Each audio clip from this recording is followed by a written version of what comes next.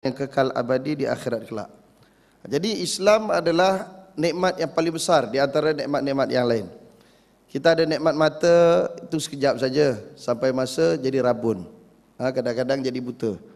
Kita ada nikmat makan, tapi bila kita sakit kita dah tak selera nak makan. Macam-macam nikmat kita ada, tapi bersifat sementara saja, iaitu di dunia. Adapun nikmat Islam, dia membawa sampai ke akhirat. Nikmat dunianya Islam ini iaitu dia mengatur kehidupan manusia supaya manusia hidup dalam keadaan sejahtera. Maka di situ adanya peraturan ibadah, peraturan munakahatnya, peraturan muamalahnya, sehinggalah kepada peraturan jenayah. Semuanya diatur oleh Allah Subhanahu Wa Taala supaya manusia hidup dalam keadaan teratur dan sejahtera. Manakala di akhirat kelak, Islam akan menyelamatkan kita dan membolehkan kita masuk ke dalam syurga Allah Subhanahu Wa Taala. Tanpa Islam tak boleh masuk syurga. Tapi dah masuk Islam tu pun tengok juga Syiah ke tak Syiah tu sekalian. Ni tengah orang duk lawan Syiah ni. Tapi saya tengok daripada awal tu sekalian. Melawan Syiah di Malaysia ni bukan masalah akidah, tapi masalah politik saja tu sekalian. Sebab apa? Sebab orang yang dah ngaku jadi Syiah tak dia apa-apakan. Yang tak ngaku Syiah dituduh Syiah. Contohnya apa tu sekalian? Ketua Syiah Malaysia dan Ketua Syiah Kedah declare saya Syiah. Sampai hari ini tak ditangkap tuan-tuan sekalian.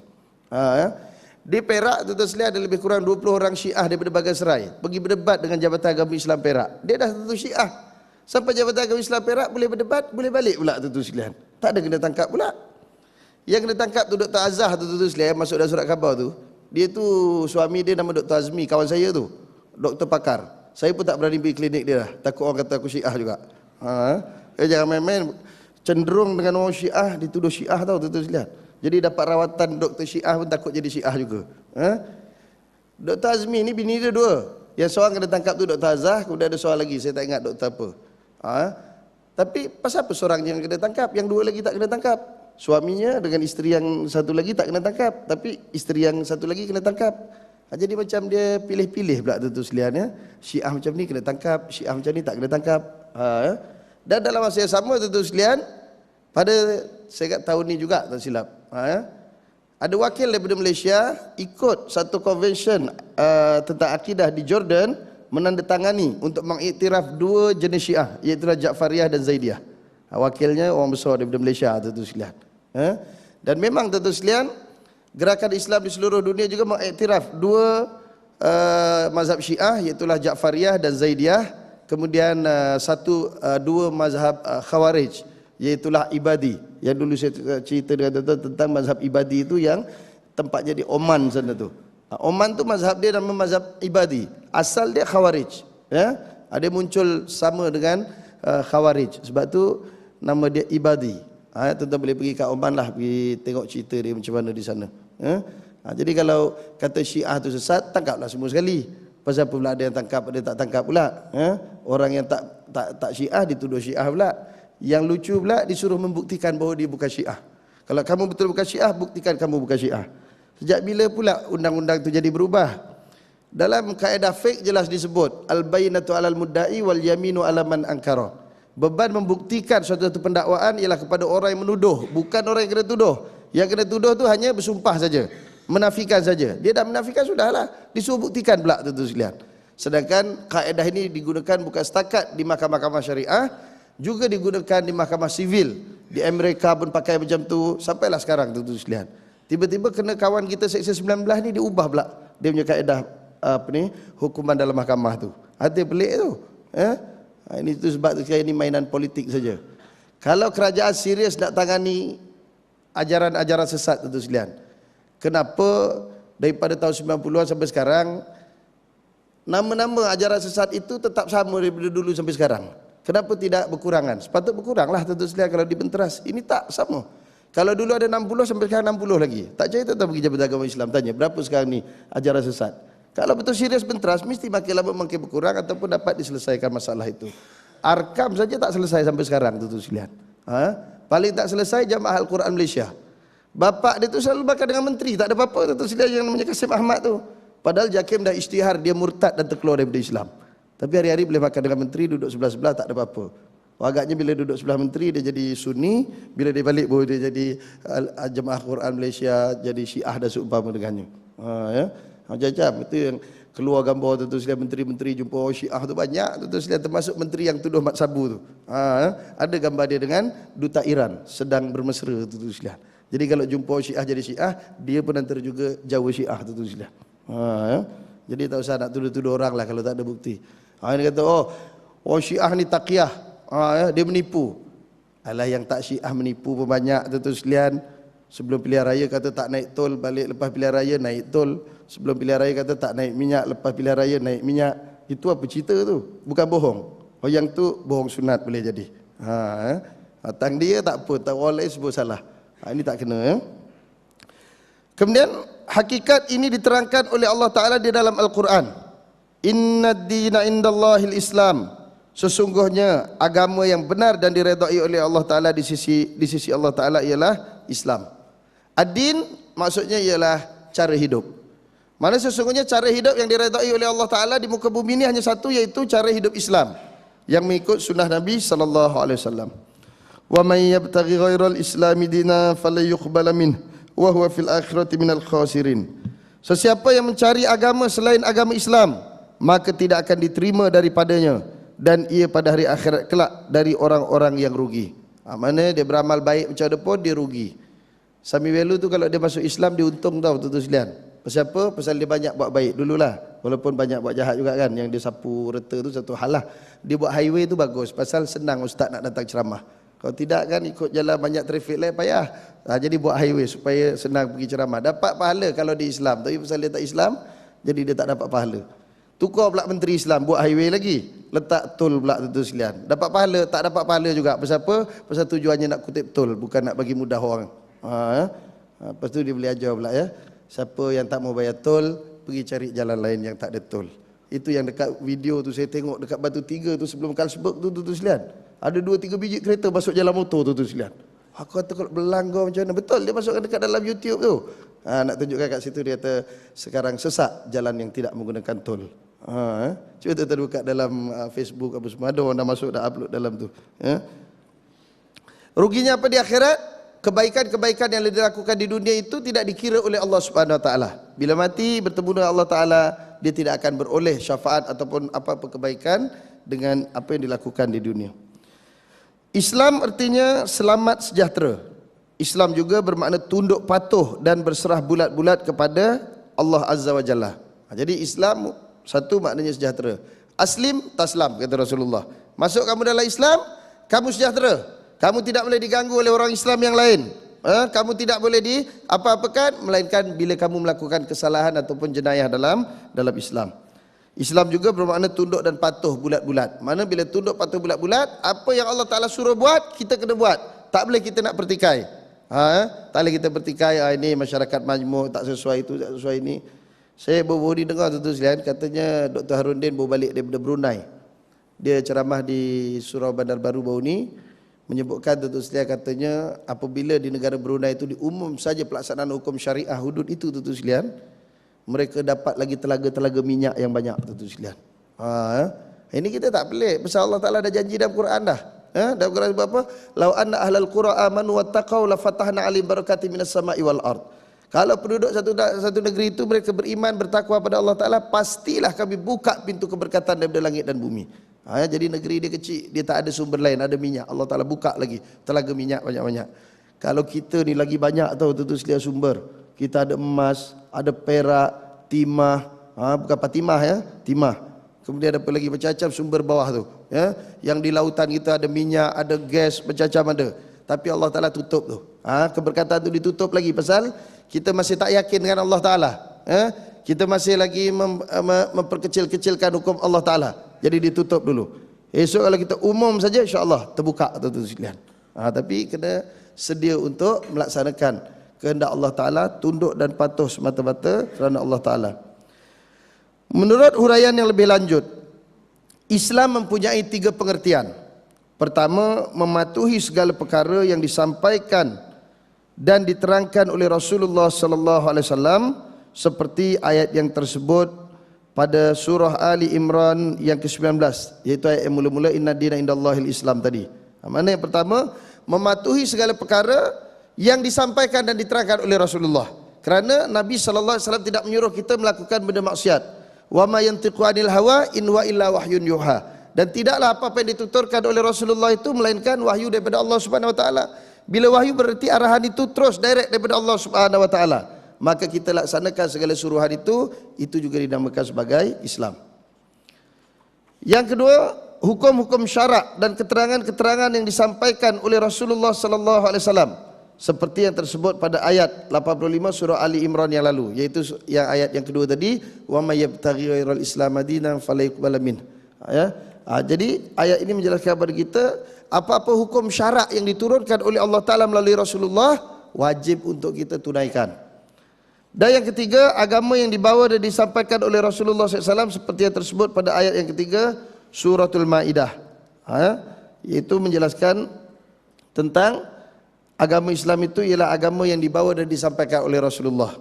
Tak ada agama lain selain daripada agama Islam yang dibawa oleh para nabi dan para rasul yang diutus oleh Allah Subhanahu wa taala. Kemudian Allah Taala berfirman, "Wa raditu lakumul Islam madina," dan aku telah redha Islam itu menjadi agama untuk kamu. Mana redha dulu, kini dan selama-lamanya.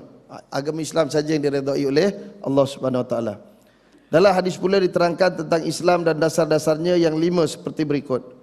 An Ibnu Umar radhiyallahu anhuma qala Rasulullah sallallahu alaihi wasallam, "Bunyal Islamu ala khamsin, syahadati an la ilaha illallah wa anna Muhammadar Rasulullah wa iqamis shalah wa itaiz zakah wa siyami Ramadan wa hajjil bait." Rawahu Muslim. Dari Ibnu Umar radhiyallahu anhuma. Jadi biasanya kalau disebut Ibnu Umar, iaitulah Abdullah bin Umar. Katanya Rasulullah SAW bersabda, Islam itu dibina dan ditegakkan di atas 5 dasar, yakni 5 rukun. Mengucap 2 kalimah syahadah bahawa sesungguhnya tiada Tuhan yang berhak disembah melainkan Allah Ta'ala, dan bahawa sesungguhnya Nabi Muhammad ialah pesuruh Allah Ta'ala. Mendirikan solat, membayar zakat, berpuasa pada bulan Ramadan, dan mengerjakan haji ke Baitullahil Haram. Ini 5 asas ataupun 5 tapak untuk membina agama. Yang pertama iaitu mengucap kalimah la ilaha illallah Muhammadur Rasulullah. Dalam berarti kata memahami konsep kalimah tauhid. Bukan setakat ucap saja. Kalau ucap la ilaha illallah, acong pun boleh sebut tuan-tuan sekalian. La ilaha illallah. Dia boleh. Ya. Tengok semalam bila dengar apa nama ni, Datuk Fauzi meninggal tuan-tuan sekalian. Kawan dekat di HPP tu sebut apa? Innalillahi wa inna ilaihi raji'un. Tu bukan Islam, dia boleh sebut. Tapi konsep akidah tadi bukan setakat disebut dengan lidah, tapi an-nutqu bil lisan. Kemudian diyakini dalam hati. Kemudian dibuktikan dengan amalan-amalan yang telah difardukan oleh Allah Subhanahu wa taala. Ya. Tu ada pula orang dulu selalu sebut kan, alah tak apa, kita buat jahat pun nanti masuk syurga juga. Kan dah disebut oleh Rasulullah, barang siapa yang mengucap la ilaha illallah maka dia masuk dalam syurga. Ya.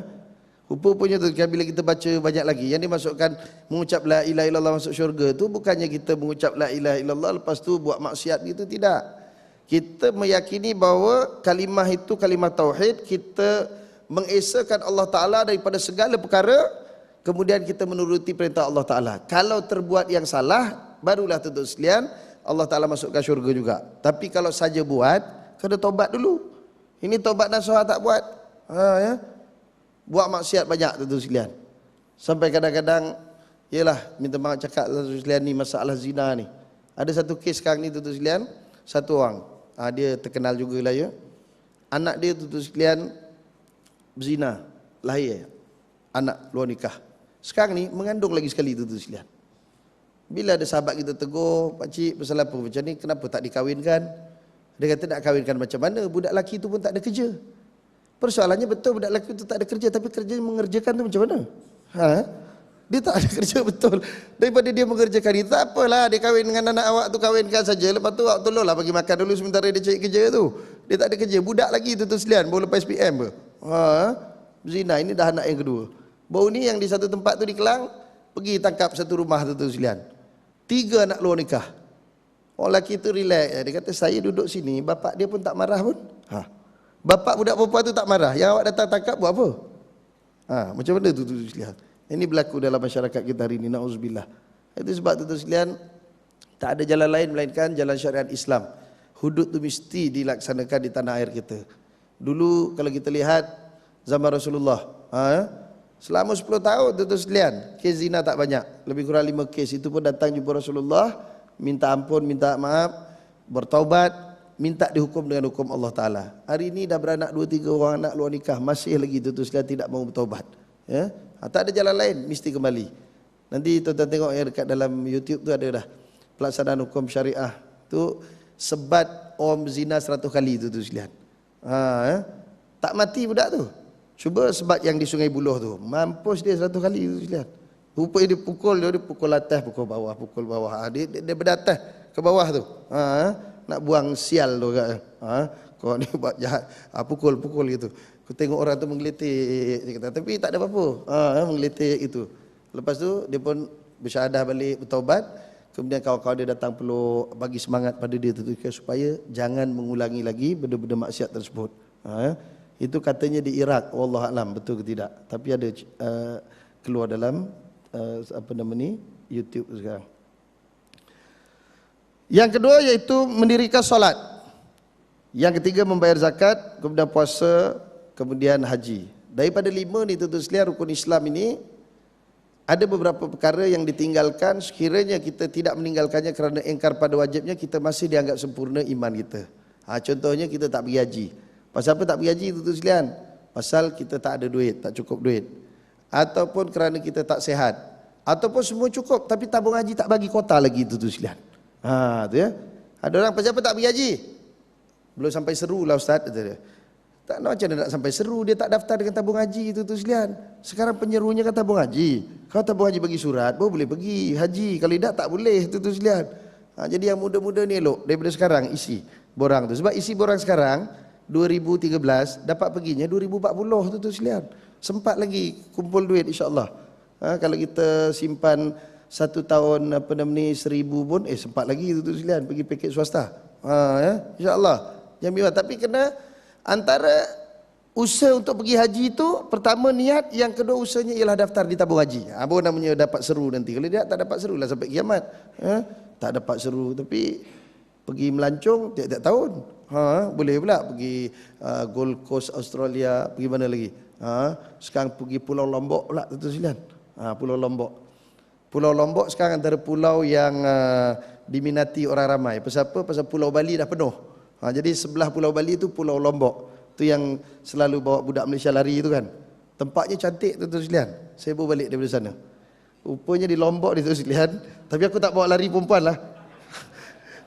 Pulau Lombok ni tuan-tuan sekalian, ada satu madrasah besar tuan-tuan sekalian. Saya balik daripada madrasah tu. Bukan pergi makan angin tak.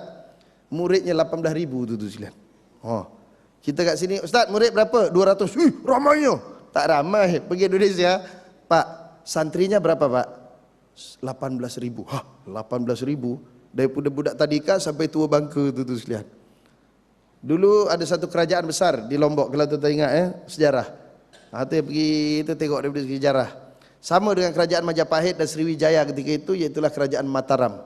Sebab tu nama ibu negara ibu kota dia tu Mataram. Ada satu pondok besar 18,000 muridnya. Ramai tuan-tuan sekalian, kita pergi tengok. Sekarang ni mudir dia tu jadi gubernur Lombok tuan-tuan sekalian. Mudir dia tu jadi gubernur Lombok. Pasal apa?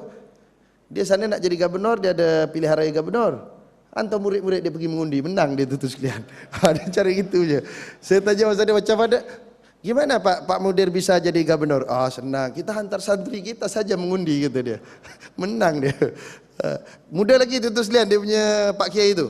Umur 41 tahun. Sekarang jadi gubernur. Dia sana dia jadi gubernur 5 tahun. Lepas tu pemilihan lagi sekali. Kalau dia dapat lagi 5 tahun. Lepas tu dia tak boleh jadi gubernur. Dia 2 penggal je. Lepas tu bagi orang lain dulu.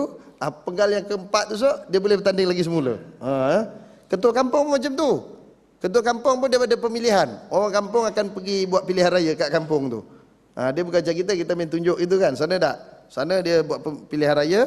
Kemudian ketua kampung tu menang 5 tahun. Kemudian pemilihan lagi sekali 5 tahun. Dah 10 tahun dah tak boleh jadi ketua kampung, kena tukar lain pula. Lepas tu penggal berikutnya dia boleh bertanding lagi semula. Tu style di Indonesia ni. Jadi sekarang ni di Pulau Lombok tu sekalian, kalau kita pergi tu direct flight. Dulu 4 hari sekali, sekarang ni tiap-tiap hari. Sebab orang makin ramai di sana ya.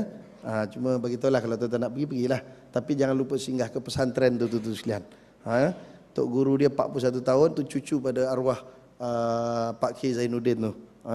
Dia sekarang ni yang jadi gubernur di Pulau Lombok. Tapi tak ada harapan lah jumpa dia. Kita pun dah janji sampai sana tak dapat jumpa juga. Pasal gubernur susah tu sekalian. Nak jumpa kena appointment seminggu. Dah appointment pun tak dapat jumpa juga. Sebab sibuk sangat. Macam mana? Jadi kita tak dapat pergi haji kerana kita tidak mampu. Maka walaupun kita mati, kita tetap seorang Muslim yang sempurna imannya. Selagi mana kita mengakui haji itu adalah wajib. Yang kedua, kita tak bayar zakat. Macam mana nak bayar zakat? Kita miskin, tuan-tuan sekalian. Itu sebab sistem hari ini tak betul, tuan-tuan sekalian. Orang tak boleh bayar zakat tapi kena GST. Itu tak kena, tuan-tuan sekalian. GST kan semua orang kena, orang miskin pun kena. Nak beli gula, nak beli barang tu kat pasar, dia dah kena dah GST, tuan-tuan sekalian. Sedangkan dalam Islam, cukai ni, tuan-tuan sekalian, tidak boleh dikenakan kepada rakyat sekiranya kerajaan betul-betul masih lagi mempunyai sumber. Mana selagi dia ada sumber, dia tak boleh kenakan cukai pada rakyat. Cari sumber yang ada. Emas, perak, apa yang ada tu cari dulu. Dah habis sumber, tuan-tuan sekalian, sampai tak boleh bayar dah. Gaji kaki tangan awam pun tak boleh bayar. Baru boleh minta cukai. Tapi dengan syarat, hanya diambil cukai daripada orang-orang kaya saja, tidak pada orang miskin. Orang Seksyen 8 kena cukai, tuan-tuan sekalian, sebab dia kaya-kaya. Seksyen 7 pun tengok sebelah sini yang besar-besar lah. Yang flat tu tak kena. Seksyen 10, Seksyen 10 tu pun separuh-separuh nampaknya. Seksyen 11 tempat haji tu dia kena tu. Yang rumah besar-besar tu, yang rumah kecil-kecil tu dia tak kena lah. Macam tu. Dia yang kaya-kaya saja, yang miskin tak kena. Pasal apa? Pasal zakat pun orang fakir miskin tak kena. Tiba-tiba cukai pula kena tu sekalian. Yang ketiga, syarat nak kenakan cukai, kekurangan dana kerajaan itu adalah disebabkan bukan kerana ketirisan, bukan kerana penyalahgunaan wang rakyat oleh pemerintah, bukan kerana bermewah-mewahnya pemerintah dengan harta kerajaan, bukan. Maknanya dia dah buat betul sehabis baik, tuan-tuan sekalian, tiba-tiba tak cukup juga duit. Baru boleh minta duit pada rakyat. Tapi kalau dia pun masih boleh naik jet lagi, tuan-tuan sekalian, janganlah kenakan macam-macam. Ni elektrik pula nak naik, tuan-tuan sekalian. Tu yang Dr. Mazhar dah soal, Dr. Asri. Kata dia dulu naikkan harga gula kerana nak mengubati penyakit kencing manis. Sekarang nak naik elektrik, ini nak mengubati penyakit apa pula? Tu soalan dia. Apa penyakit yang nak diubati? Mungkin penyakit renjatan elektrik ke? Ada orang kalau lalu bawa apa tu kena, jadi nak dikurangkan tu, jadi naikkan harga elektrik. Itu soalan-soalan yang dikemukakan oleh profesor tu, orang pandai-pandai tu nyoal tu, tuan-tuan sekalian. Tapi nak buat macam mana, yang duduk dalam kabinet tu orang pandai pun jadi bodoh, tuan-tuan sekalian. Yang nak naikkan tol tu orang cerdik, CEO tu dulu, tuan-tuan sekalian. Tiba-tiba jadi bodoh juga macam yang lain. Kalau tak mau bayar tol, jangan guna jalan bertol. Tu membodohkan diri sendiri tu, bukan bodohkan orang saja. Siapa lagi tu sekalian banyak. Kalau rumah mahal, jangan beli rumah. Tu akan bodoh tu. Tu. Memang orang tu kalau duduk dalam camp tu, pandai macam mana dia tak boleh tunjuk pandai, dia mesti tunjuk bodoh. Baru dia boleh kekal lama, insya-Allah. Kalau dia tunjuk pandai, silaplah tu sekalian. Kena tendang silap-silap. Baik, seterusnya, puasa di bulan Ramadan. Dia tak dapat puasa sebab apa? Sebab dia sakit. Dia sakit, dia tak boleh puasa. Ganti dengan fidyah. Dia orang miskin pula nak bayar fidyah macam mana? Fidyah pun tak boleh bayar, tuan-tuan sekalian. Tapi selagi dia meyakini puasa itu wajib, maka kalau dia mati sempurna imannya. Tapi yang tak boleh tinggal dua, satu syahadah, satu lagi solat. Solat tak boleh tinggal. Walaupun sakit, kena solat juga, tuan-tuan sekalian. Jangan kerana sakit tak solat. Kerana solat ni paling mudah dalam Islam. Orang kafir susah, tuan-tuan sekalian. Orang Islam ni mudah. Tak boleh solat berdiri, solat duduk. Tak boleh duduk, baring. Tak boleh gerak-gerak, isyarat mata. Tak boleh isyarat mata, isyarat hati. Tak boleh isyarat hati, kita sembahyangkan dia. Akan senang tu. Sedar dalam Islam. Orang kafir lagi susah, tu sekalian. Orang Cina tu sekalian, nak mati pun susah tau. Saya jumpa orang Cina tu, dia kata apa? Kita orang Cina, hidup pun susah, mati pun susah. Ya, tuan-tuan bayarlah nak mati tu, nak letak apa nama ni, abu mayat tu dekat krematorium apa nama tu kan. Itu satu lot tu bukan besar. Kalau rumah banglo kita tu okeylah besar kan. Ini kecil je. Kena berapa? 5,000, 12,000. Dia tengok pula. Kalau kubur tu bawah dia murah sikit. Kalau kubur atas dia mahal. Pasal apa? Sebab atas boleh tengok semua yang kat bawah. Macam duduk dekat apa di service apartment hotel kan. Lagi atas kan lagi mahal tu sekalian. Pasal pemandangan tu lebih luas lagi dia dapat tengok. Hidup pun susah, mati pun susah. Saya dulu abang saya mengajar di Pulau Keri tu sekalian.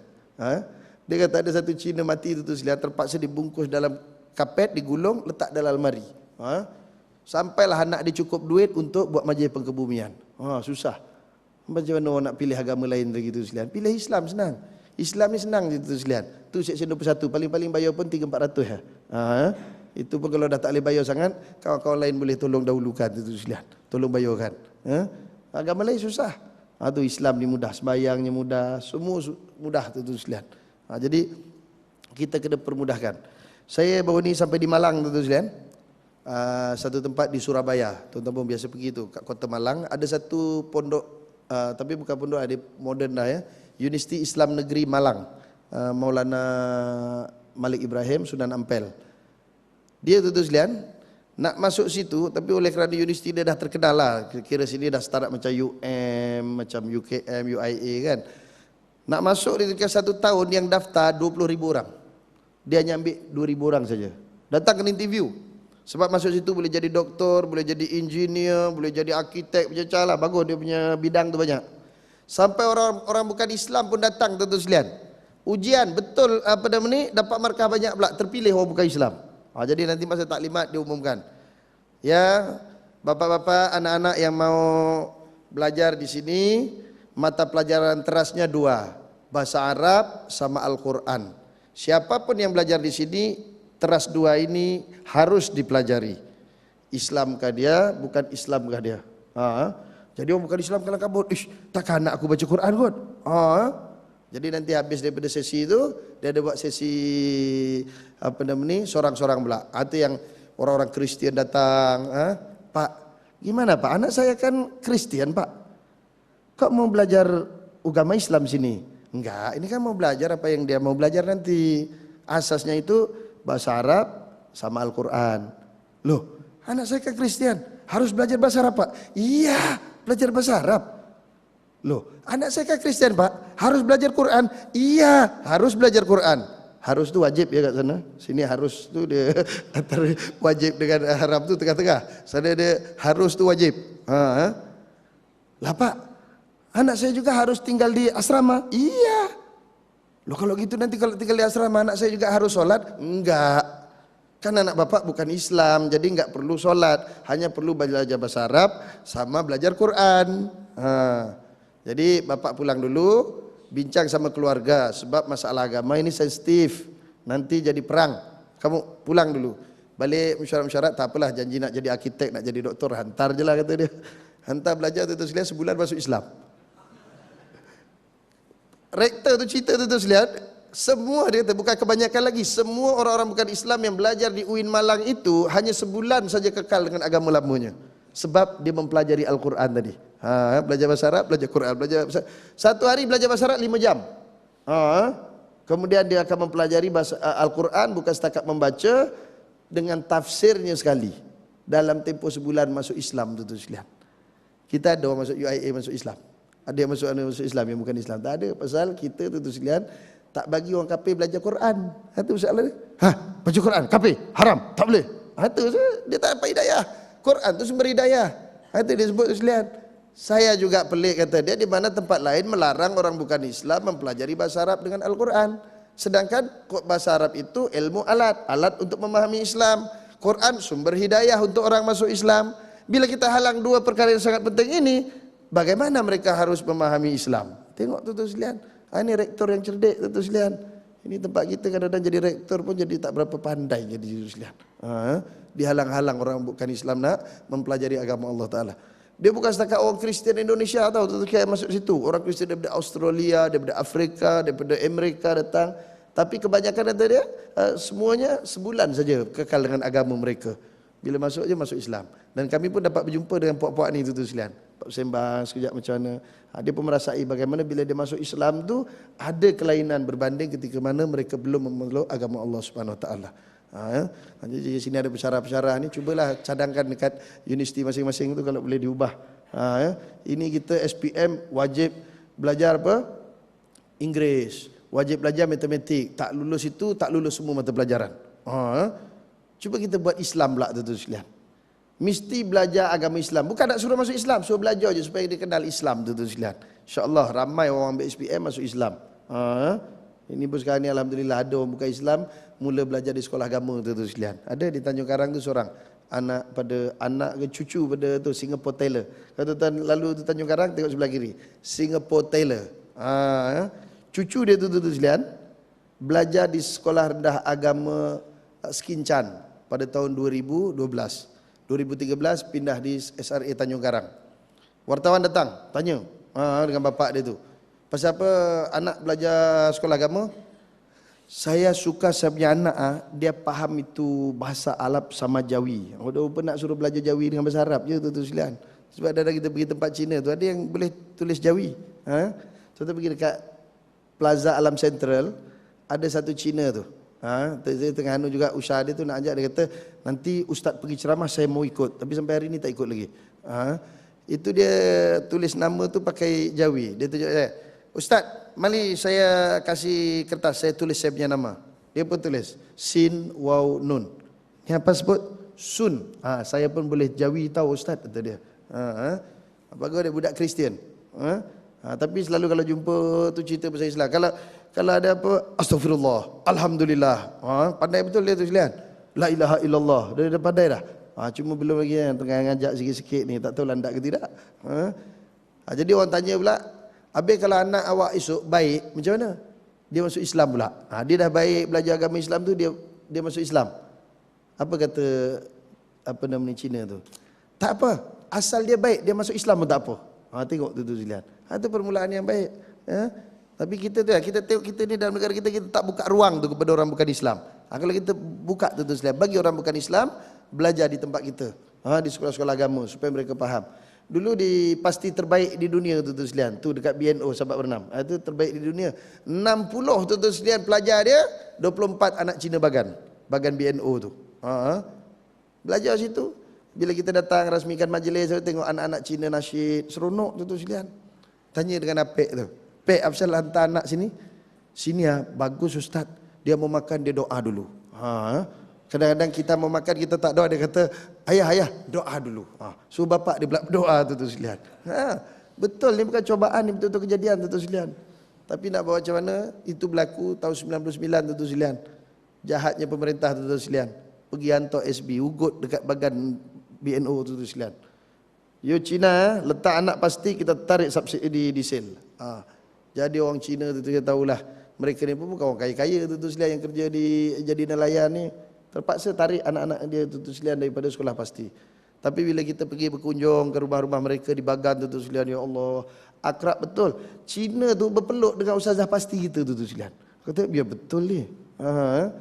Tengok seronok dia, tengok anak-anak dia jadi baik. Tapi itulah kita pula tak suka anak orang bukan Islam jadi baik. So keluar balik daripada pasti.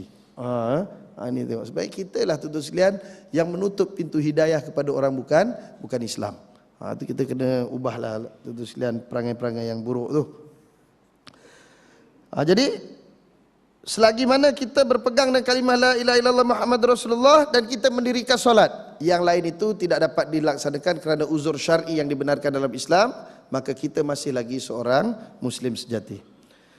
Ditegaskan lagi di dalam hadis yang berikut, An Umar bin Al-Khattab radhiyallahu anhu qala Rasulullah sallallahu alaihi wasallam, Al-Islamu an tashhadu an la ilaha illallah wa anna Muhammadar Rasulullah wa tuqimas shalah wa tu'tiyaz zakah wa tasuma Ramadan wa tahujjal baita in istata'ta ilaihi sabila.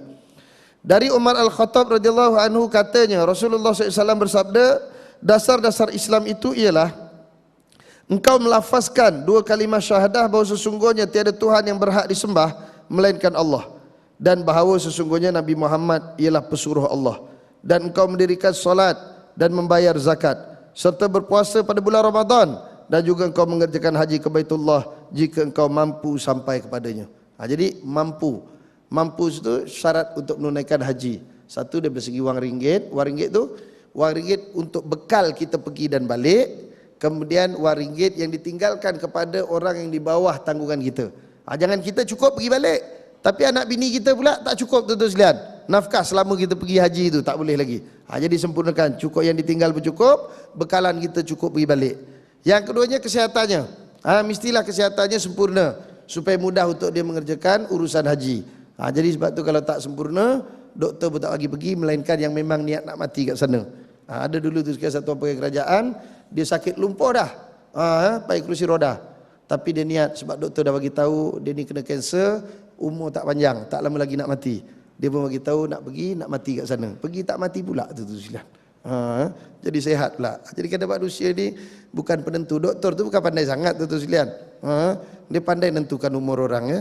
Yang umur dia tu bila nak mati. Kadang ada orang sakit kanser, ustaz, doktor kata saya lagi 3 bulan je ustaz. Saya tanya dia, yang doktor punya berapa bulan lagi? Jangan cuma pandai-pandai neka orang saja. Belum tentu, banyak orang yang kanser baik tu sekalian, sehat balik. Ada orang yang tak kanser pun mati dulu tu sekalian. Jadi kita jangan fikir bahawa sakit-sakit itu menjadi penyebab utama kepada kematian. Bukan, belum tentu lagi. Kadang-kadang kita sehat kat sini, balik-balik mati tu sekalian.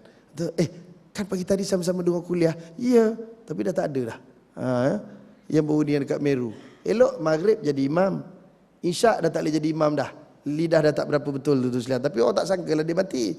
Esok pagi lepas main subuh tu boleh duduk bersembang lagi. Duduk bersembang, duduk gitu. Orang lain bangun dia tak bangun tu sekalian. Meninggal rupa dia pagi tu. Tapi pasal dia meninggal tu orang cerita, patutlah malam tadi isyak pun dia tak mau jadi imam sebab kata lidah dia tak berapa bagus. Cuba dia tak meninggal, kan tak jadi cerita tu. Tapi alhamdulillah badan sihat, tak ada apa-apa tu sekalian. Tengok mudah saja matinya. Kemudian dari Umar Al-Khattab radhiyallahu anhu katanya Rasulullah SAW bersabda, dasar-dasar Islam itu ialah engkau melafazkan 2 kalimah syahadah, sesungguhnya tiada Tuhan yang berhak disembah melainkan Allah, dan bahawa sesungguhnya Nabi Muhammad ialah pesuruh Allah, dan engkau mendirikan sembahyang dan memberi zakat serta berpuasa pada bulan Ramadan, dan juga engkau mengerjakan haji ke Baitullah jika engkau mampu. Ingat tu, bahawa yakin Muhammad itu pesuruh Allah Ta'ala, bukan Pak Kahar, bukan juga Tuhan Harun. Ini satu-satunya Tuhan yang kesian tu sekalian, sebab ada sakit.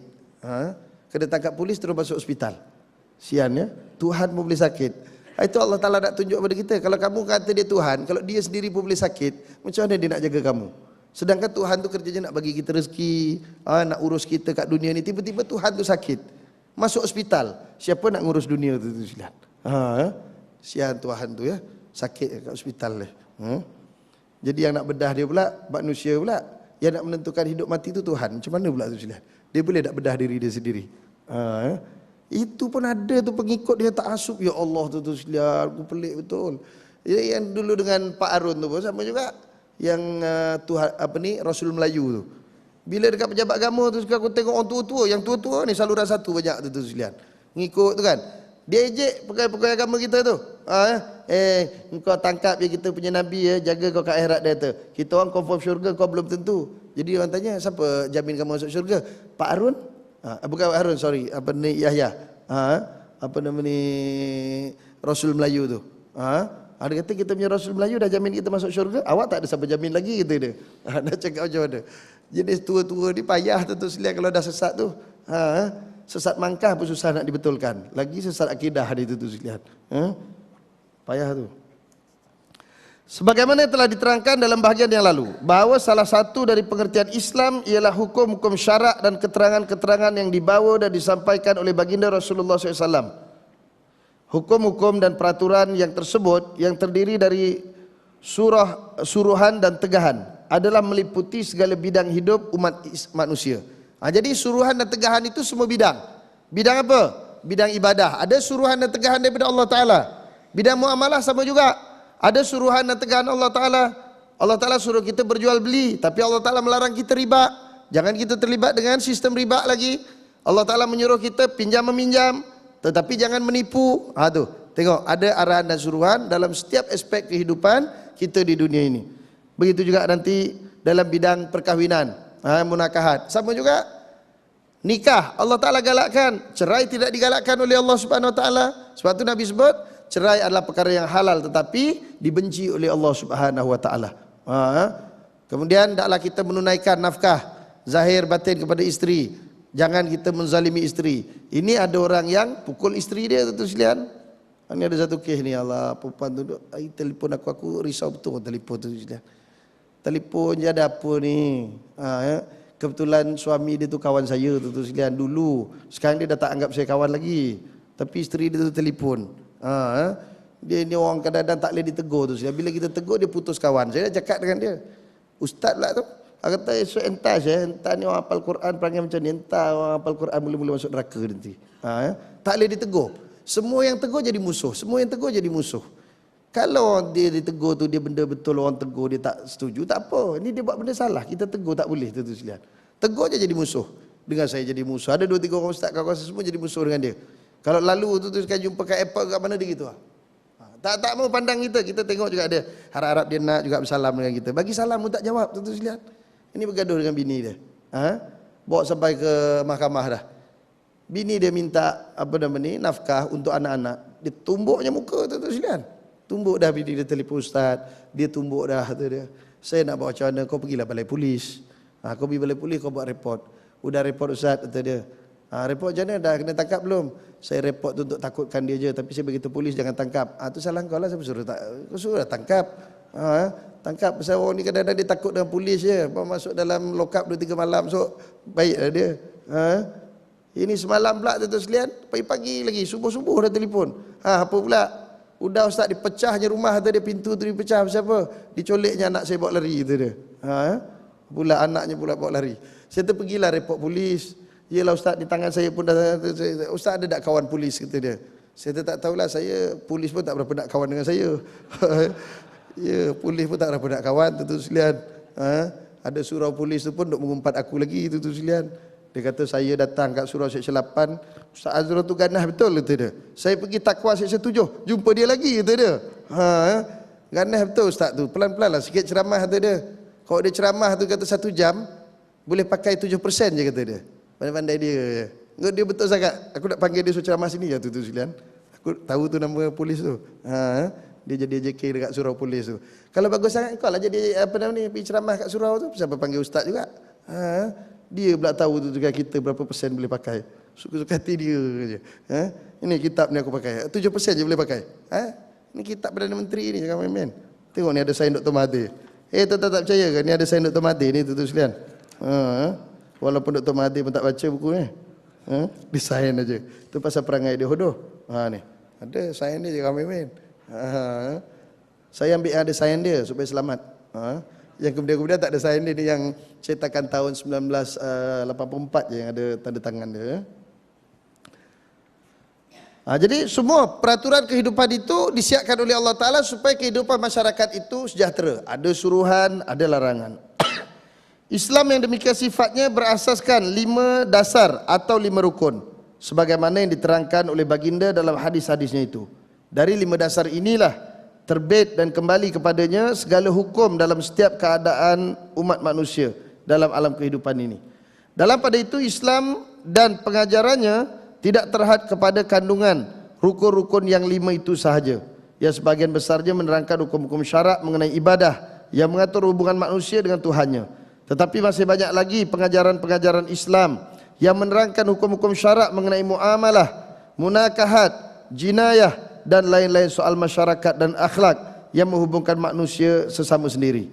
Jadi artinya Islam itu bukan setakat sudut ibadah saja, tapi semua tentu selihat perkara itu melibatkan hukum-hukum syariah Islam dalam bab munakahat sampailah bab jenayah dan juga kemasyarakatan.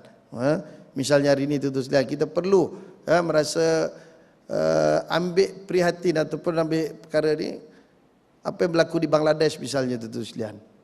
Pembunuhan terhadap Syekh Abdul Qadir itu satu pembunuhan yang tidak sepatutnya berlaku. Benda berlaku tahun 71 tentu sekalian dan tidak dapat dibuktikan pun jenayah itu, sebab ketika itu berlakunya peperangan antara Bangladesh dan Pakistan. Dia bunuh siapa pun tak tahu. Tiba-tiba ditangkap dan digantung tentu sekalian. Asalnya cuma hukum seumur hidup saja, penjara seumur hidup, tiba-tiba ditukar kepada dihukum gantung. Sebab tu hari ini tentu sekalian Bangladesh ni dia memang takkan maju. Saya pergi Bangladesh baru ni tentu sekalian. Saya cakap dengan orang Bangladesh, negara kamu takkan maju. Dia kata pasal apa? Pasal kau semua lelaki tak ada telur. Tak ada telur? Iyalah tak ada telur lah saya kata. Habis-habis jadi Perdana Menteri orang perempuan. Jadi Perdana Menteri orang perempuan. Nabi dah kata dah, Negara akan musnah kalau pilih orang perempuan jadi Perdana Menteri. Dia kalau tidak Hasinah Khalidah, Hasinah Khalidah, Hasinah Khalidah. Asyik tukar dua orang tu je tu sekalian. Daripada dulu sampai sekarang. Yang lelaki tu pergi mana? Disokongnya perempuan tu sekalian. Dah tahu perempuan ni cetek tu sekalian pemikiran dia. Itu dah tua bangka tu Khalidah dengan Hasinah tu umur dah 70 lebih tu sekalian. Masih dua orang tu je bertukar ganti baton tu sekalian, tukar. Yang lelaki mana? Tak ada. Tu cakap dengan Bangladesh tu, sian korang ni. Telur tak ada. Pada sumber Bangladesh ni banyak tu sekalian. Saya pergi saya tengok dah tu sekalian. Macam-macam sumber ada, tapi dia tidak digunakan dengan sebaik-baiknya. Pasal pemimpinnya perempuan itu tu sekalian, dia cetek pemikirannya. Dia hanya fikir macam mana nak berkuasa. Sekarang ni habis term, tak mau buat pilihan raya pula tu sekalian. Duduk lagi ke atas. Itu yang duduk merusuh tu. Orang sana merusuh dia lain. Kita buat bersih, tak ada merusuh tu sekalian. Kita duduk bantah, duduk sebab kena pukul pun pukul lagi. Kena sembur lagi. Sana tak ada. Polis belum datang, masing-masing dah bawa kayu dah. Jumpa kereta, pecah kereta, jumpa orang pukul orang, jumpa polis pukul polis. Ni macam tu. Kita sini polis pukul pun kita diam tu sebab bila banjir, pening dia tu sekalian. Tu yang di Kemaman bau ni. Itu kan balai polis tu sekalian. Polis tu kena banjir juga, lebih kurang berapa puluh keluarga terlibat tu sekalian. Datang dia ke markas kita tu sekalian, ambil bekalan sebab tak ada markas lain, tak ada. Tu yang keluar kat TV tu, ini semua papet je tu sekalian. Berlakon je, dah 2-3 minggu baru datang. Oh kami datang awal. Awal apa 2-3 minggu? Saya pergi tu sekalian baru lebih kurang 6 hari berlaku banjir tu sekalian saya pergi. Memang teruk tu sekalian. Bomba tu nak nolong apa? Balai bomba tu pun tenggelam tu sekalian. Saya boleh tunjuk gambar tu kan, balai bomba cukai. Tenggelam. Bomba pun tak boleh buat apa, duduk saja gitu ya. Pergi tu sekalian yang dekat satu tempat tu, kat sekolah, tempat penempatan banjir. Askar ramai tu sekalian. Askar pun tak ada bekalan. Orang situ cerita kata semalam Ustaz kesian askar tu. Kenapa? Kita orang makan, dia tak ada makan. Kita tanya dia, tuan dah makan belum? Kami pun tak ada bekalan. Ya Allah, dia pun jadi mangsa dia hantar ke situ tu sekalian. Kita lalu satu jalan tu dekat Cukai tu, jam panjang. Pasal pula kita jam panjang ni. Tapi pasal kita bawa bekalan, kita ada petugas lah. Pergi ke depan tu sekalian yang pahal ni. Lori tentera tersadai tengah jalan tu sekalian. Gearbox dia rosak. Oh nak nyelamat, bawa lah lori bagus. Ni lori buruk tu sekalian. Udah jam kat tengah-tengah jalan. Bila dia kata ada lori, tak boleh tarik lori kami, kata askar tu. Kita kata ada lori JKR 17. JKR bagi kita pakai lori dia, bawa tu sekalian. Nasib baik ada lori JKR itu dia. Kalau tidak tak tahulah macam mana. Askar pun macam tu sekalian. Tu sekalian, banjir kali ni bukan banjir biasa tau yang berlaku di Kuantan khususnya. Kalau tuan tengok di Kuantan tu, tuan masuk rumah tu, tanya dengan orang-orang situ tu sekalian. Dia kata banjirnya amat luar biasa. Ada seorang tu dia duduk situ 40 tahun. Saya 40 tahun duduk sini Ustaz, 4 kali banjir. Tapi ini paling tinggi, biasanya sampai lutut. Ini paling tinggi ni. Dia pegang itu tu, tinggi lagi daripada dia. Lebih kurang 8 kaki ke 12 kaki itulah tu sekalian tingginya. Datangnya tu sekalian, dia bukan disebabkan hujan. Kalau disebabkan hujan, dia mesti air tu naik begitu. Ini tak, dia datang tu bergulung macam tsunami. Tak tahu datang daripada mana kata dia. Kita tengok dalam rumah tu semua, pakaian-pakaian apa semua ni macam di blend dalam mesin basuh tu sekalian. Dahsyat. Lepas tu dia turun gitu, hilang pula tu sekalian air tu. Pergi mana? Tu hebatnya Allah Ta'ala nak suruh kita tengok kebesaran Allah Ta'ala. Kalaulah air tu naiklah tu, katalah 10 kaki ya, berarti kawasan-kawasan yang sama tingginya akan banjir semua sekali. Tapi kenapa cuma Kuantan saja, tempat lain tidak? Itu persoalannya. Kenapa di Kemaman lebih rendah, tidak tinggi macam di Kuantan? Padahal tanahnya sama tu sekalian. Kenapa cuma di kawasan itu? Pasti ada sebab tu sekalian. Yang kedua je tu sekalian, dia kata ini pasal hujan lebat, kemudian apa namanya pasang besar, ataupun orang Jawa panggil pasang keling. Tak tahu siapa keling tu dapat nama kan. Tapi tetap kena ingat, dalam kalender tu kalau kita baca tu sekalian, biasanya pasang besar ini berlaku tanggal 13, 14, 15, 16 itu ya. Ini berlaku awal bulan Safar tu sekalian. Saja 4 atau 5 Safar. Kenapa dia berlaku fenomena itu? Berarti itu sekalian, dia bukan fenomena biasa. Dia adalah arahan Allah Ta'ala disebabkan perkara-perkara tertentu. Apa perkaranya? Wallahualam tu sekalian. Ada yang kata ada pesta arak bau-bau ni. Ada yang kata besar orang nak buat apa nama ni, tugu tokong apa semua tu yang besar yang 250 hektar tu. Asalnya 500 hektar. Kemudian jadi 250, dia tarik balik separuh. Sekarang kata dah tarik balik semua sekali pula. Wallahualam. Kita ni pun pelik tuan-tuan sekalian, kalau kerajaan luluh benda macam tu pelik kita. Patut kita buatlah masjid besar-besar. Ini buat piramid besar letak Dewa Kuan Yin kat atas tu. Nanti orang lalu dia tengok, wah orang Melayu, Malaysia ni sudah tukar agama Buddha semua sekali dah. Itu sekalian, tu yang kita tak berapa setuju. Macam kuil dekat Seksyen 7 tu tuan sekalian. Itu sebenarnya dulu tuan sekalian, kuil tu tidak dibenarkan di situ, dipindahkan kerana penduduknya dipindahkan. Tetapi nak pilihan raya 99 tak silap saya, 99 ke 2008. Dia diluluskan sebab nak dapat undi orang India tuan sekalian. Sebab saya komplain tuan sekalian di pejabat parlimen. Saya kata kenapa yang di Masjid Tun Uda tu dulu itu tidak lulus tapi tiba-tiba diluluskan. Yang sini diluluskan. Dia orang buat pula selepas election 2008 tu siapnya. Jadi itu jadi fitnah. Orang kata kerajaan pakatan yang buat. Saya pergi pejabat parlimen. Ahli parlimen tunjuk saya tuan sekalian, ustaz tengok ni kata dia bertunjuk tu sekalian. Berapa hari bulan diluluskan? Semua tarikhnya ialah diluluskan sebelum pilihan raya 2008 tu sekalian. Itu yang berlaku. Terus tak sepatutnya di situ kerana apa tu sekalian? Nanti kita bimbang orang yang tak faham. Dia masuk je Shah Alam. Shah Alam ni banyak Hindu lah. Tengok tu kuil besar. Masjid tak nampak lagi tu sekalian. Jadi ini salah sangka yang boleh berlaku. Tapi tak buat macam mana? Orang dulu dia tak fikir soal ni. Sekarang baru dia fikir tu sekalian nak jaga Islam apa semua setelah tak ada kuasa. Masa ada kuasa dulu tak mau jaga. Sekarang punya nak jaga Allah Ta'ala sampai letak lambang Malaysia tu sekalian. Alif tu dah jadi satu dah. Satu Malaysia. Seolah-olah Allah Ta'ala tu Malaysia punya, bukan orang lain punya. Tuan-tuan dah tengok dah semalam. Kan keluar tu? Allah tu, alif tu jadi huruf satu, kemudian ada bendera Malaysia tu sekalian. Jadi Allah satu Malaysia pula. Astaghfirullahalazim. Tengok tu sekalian. Rosak pak-pak ni tu sekalian. Tapi saya menganjurkan kepada ramai orang supaya sujud syukur lah tu sekalian ya. Sujud syukur kerana anda pilih kerajaan yang suka naikkan harga barang, jadi jangan komplain. Sujud syukur pasal kita pilih. Kata, yang milih lah. Yang tak milih tak usah. Aku tak milih, aku tak sujud syukur. Tu aku kata dia orang punya pasal, kita pun kena sekali. Jahat betul lah. Kata tak apa Ustaz, tunggu 2014. Tunggu PRU14. PRU14 esok bagi lagi 200-300 ringgit, hilang dah ingatan tentu sekalian terhadap harga barang naik apa semua. Tak ada dah. Masa tu pangkah lagi. Lepas tu naik lagi barang, bising. Ibrahim Ali bagus lagi tentu sekalian. Tak usah bising-bising. Dia dah menang, bagi dia merintah. Lagi esok pilihan raya 14 kau fikirlah sendiri kata dia. Tapi tak boleh, orang Melayu ni dia tak boleh fikir tu sekalian. Tu susah dia tu. Fikir dia tu pakai fulus. Bagi dia dipancing itu tu masalah dia tu. Tapi alhamdulillah lah ni tak orang Salam tak ada, ini orang sebelah sahabat berenam lah ni. Sahabat berenam pun sahabat okey dah. Saya tahu tu tempat aku tu. Payah betul tu sekalian. Semalam dia berdebat dekat dalam Facebook tu. Aku tengok yang malas aku nak masuk campur lah sekalian. Cikgu je, tuan-tuan bayangkan PPD tu pakai PPD jadi jawatan kuasa bahagian tu sekalian. Sebelum pilihan raya tu sekalian, banyak cikgu-cikgu kita dipanggil oleh PPD, ditorture, kenapa sokong pembangkang apa semua. Tiba-tiba baru ni pemilihan bahagian, mereka ni lah semua jadi ketua-ketua bahagian, timbalan ketua bahagian. Boleh pula. Tu pelik tu sekalian. Lepas tu bila orang komplain harga barang naik, jangan bising-bising lah harga barang naik. Kita dah bagi BRIM, dah bagi takkan itu pun nak bising. Yelah BRIM baru berapa sen tu sekalian. Bagi BRIM RM500. Kena saman AES 2 kali, dah hutang 100. Harga barang naik, itu masalah dia tu sekalian. Saya kesian orang kampung. Orang bandar ni tak apa, dia duit banyak. Saya pergi kampung-kampung tu sekalian, bising dia orang. Saya kata pakcik nak bising buat apa, tu kan pilihan pakcik. Dulu saya dah cakap tak percaya.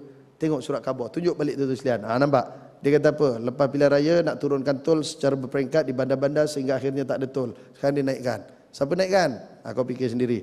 Ni tengok. Dulu dia kata pembangkang penipu mengatakan bahawa barang akan naik selepas pilihan raya. Dia kata kami penipu. Sekarang kau tengok naik tak? Dulu kita kata minyak akan naik lepas pilihan raya.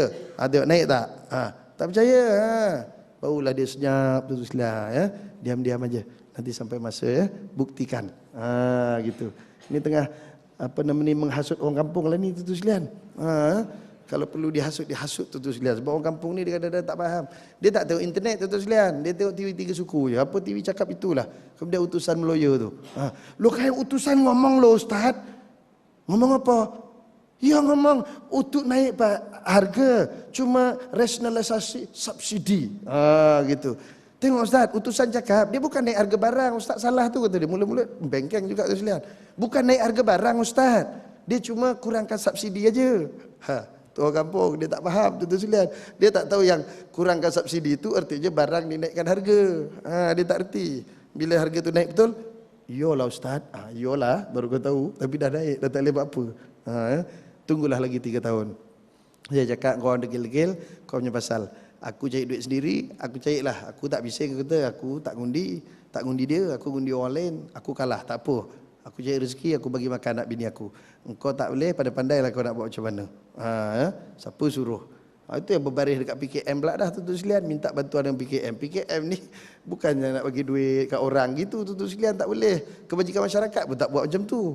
Berbaris tuan sekalian nak minta duit. Sekarang ni pula dia dah borang tuan-tuan sekalian. Kononnya kerajaan negeri akan bagi RM200 kepada pelajar-pelajar sekolah daripada darjah 1 sampai tingkatan 6. Pergi dekat PKM ambil voucher RM200. Mana ada voucher macam tu sekalian, tak ada. Yang ada tu voucher RM30 beli kasut dekat Bata. Itu ada.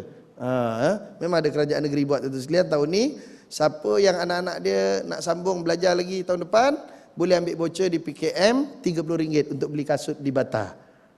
Tapi orang Seksyen 8 tak layak tu sekalian sebab dia syarat dia mak bapak dia gajinya bawah 1,500. Tuan-tuan 15,000 dia nak dapat kan. Dia bawah 1,500.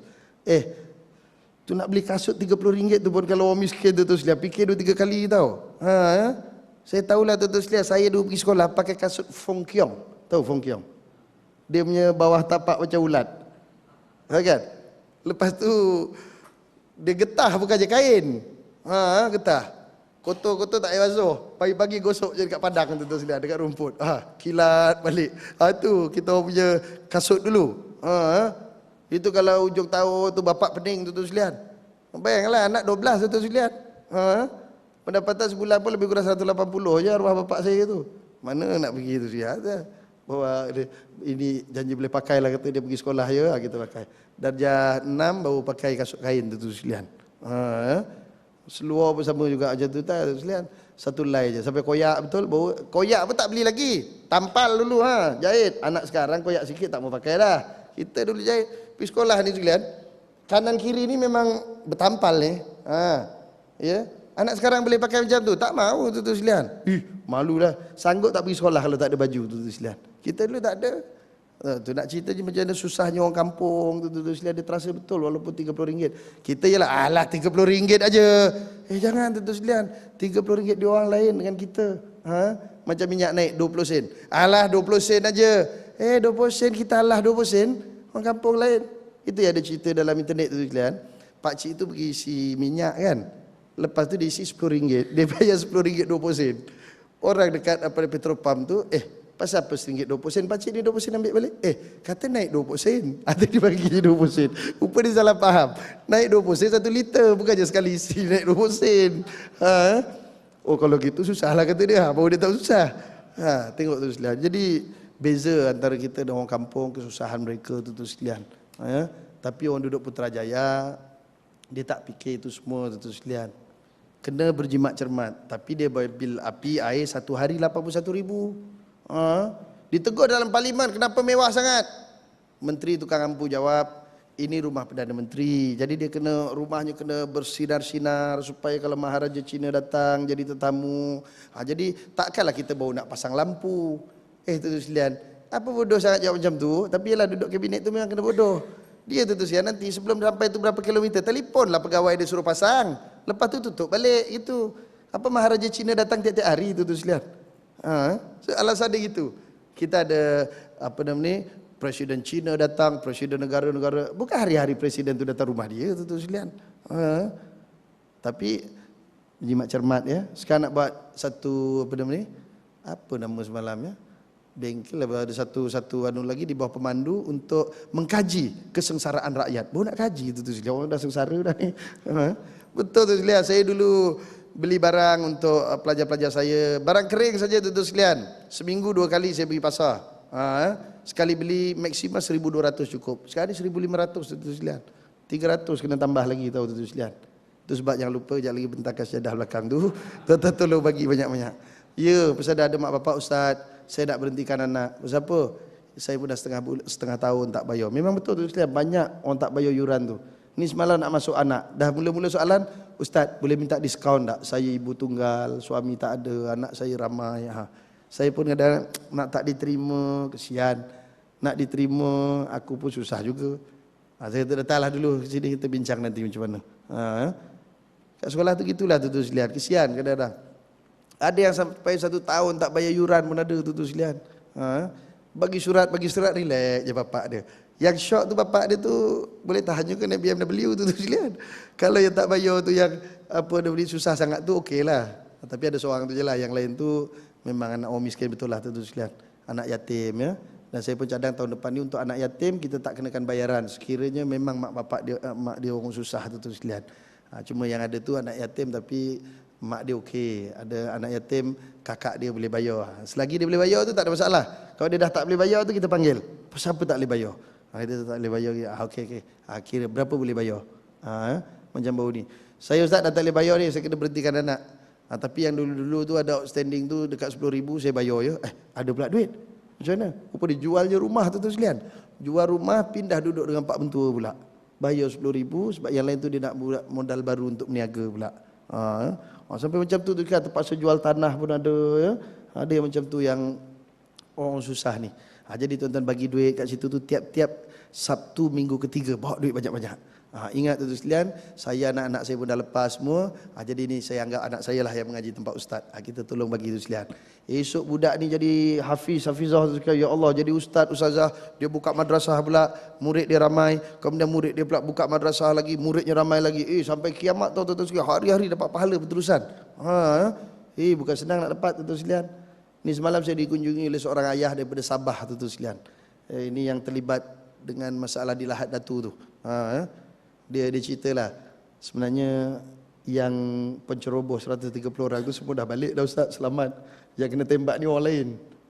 Sebab dia tahu yang kena tembak ni kata dia, ini puak-puak Sulu yang duduk di situ tak ada permit, tak ada pasport apa semua, kosong. Yang tu yang ditembak. Yang 100 berapa orang tu daripada Sulu tu semua dah balik selamat dah. Dia cerita, saya tahu dia kata saya duduk situ. Cerita satu persatu tu. Itu yang bila orang balik rumah tak ada tu Ustaz, yang rompak bukan orang Sulu Ustaz. Orang Sulu tu duduk kat kampung tu tak ada usik orang. Yang rompak tu, ni lah dia kata yang datang kena nak menyelamat tu, dia orang ni yang pecah rumah, ambil apa semua. Yang dekat apa tu, yang kes di rumah air tu, rumah rakit tu, itu yang diserang tu bukannya orang Sulu tu sekalian. Ini geng apa nama ni, edar dadah. Orang tu apa ni jual dadah apa semua, geng-geng narkotik yang datang serang dia orang ni. Yang tu yang berlaku pertempuran tu. Dia cerita lah. Jadi sekarang ni kata dia perlukan satu iaitu sekolah agama. Di Sabah ni sekolah agama susah tu sekalian. Jadi insya-Allah saya bulan 2 bulan 3 ni nak pergi sana, nak tengok tempat. Dia minta tolong sangat untuk buka sekolah tahfiz di sana ataupun sekolah agama. Sebab mereka minta dengan kerajaan tak bagi. Abang pada cikgu ni tu sekalian, dia pun cakap, saya pun UMNO juga dulu Ustaz, tapi sekarang ni saya dah masuk PAS dah, alhamdulillah. Abang saya masih kuat lagi. Dia dah dapat sokongan daripada Sapi Afdal apa semua, sampai ke kementerian, sampai hari ni dah lebih kurang setahun lebih tak diluluskan juga nak buat sekolah agama.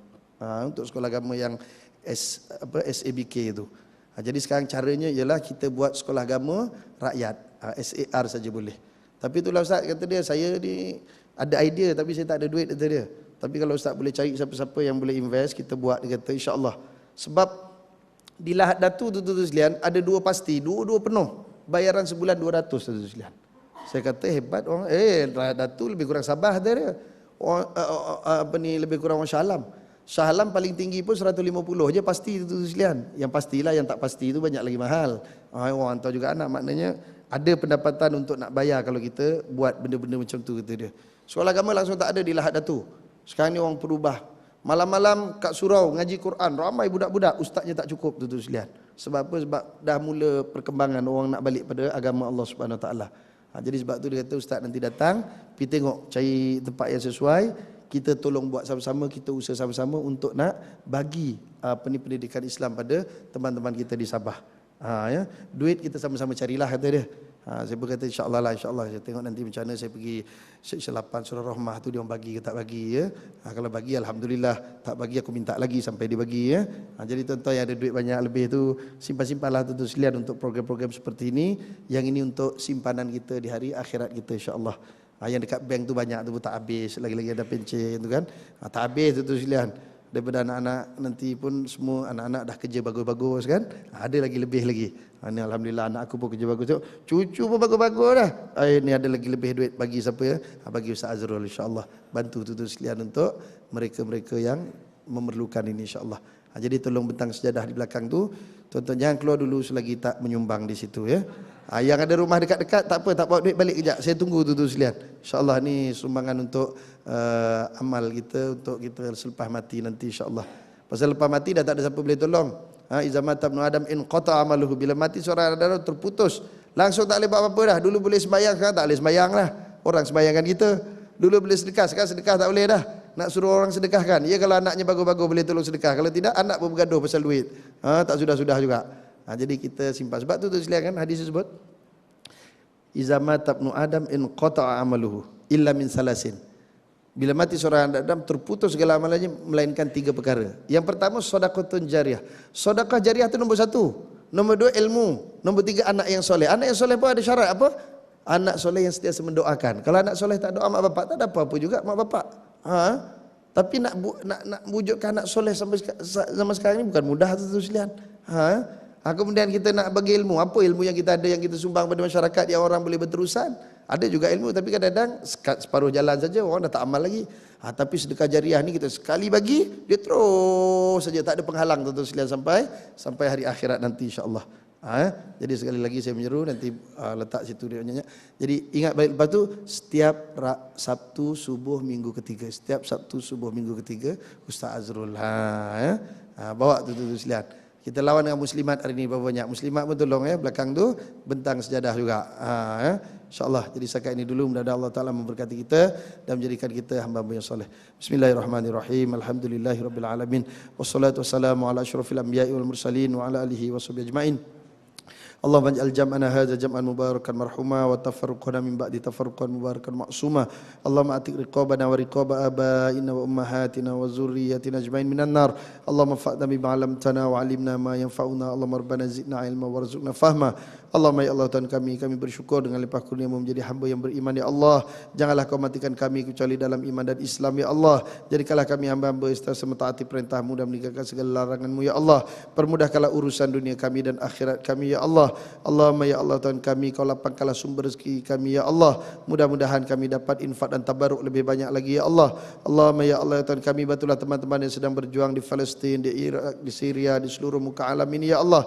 Allahumma ya Allah Tuhan kami, berikanlah kemenangan kepada mereka sama ada menumpaskan musuh-musuh ataupun beroleh syahid ya Allah.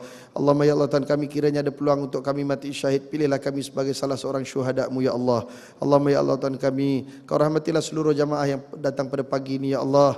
Rahmatilah taman perumahan tempat kami tinggal ini ya Allah. Bukakanlah pintu keberkatan daripada langit dan bumi buat kami semua ya Allah. Allahumma rabbana atina min ladunka rahmatan wa hayyi' lana min amrina rasyada. Rabbana atina fid dunya hasanah wa fil akhirati hasanah wa qina azaban nar wa adkhilnal jannata mal abrar ya aziz ya ghaffar ya rabbal alamin walhamdulillahi rabbil alamin. Taqabbalallahu minna wa minkum wa billahi taufiq wal hidayah. Assalamualaikum warahmatullahi taala wabarakatuh.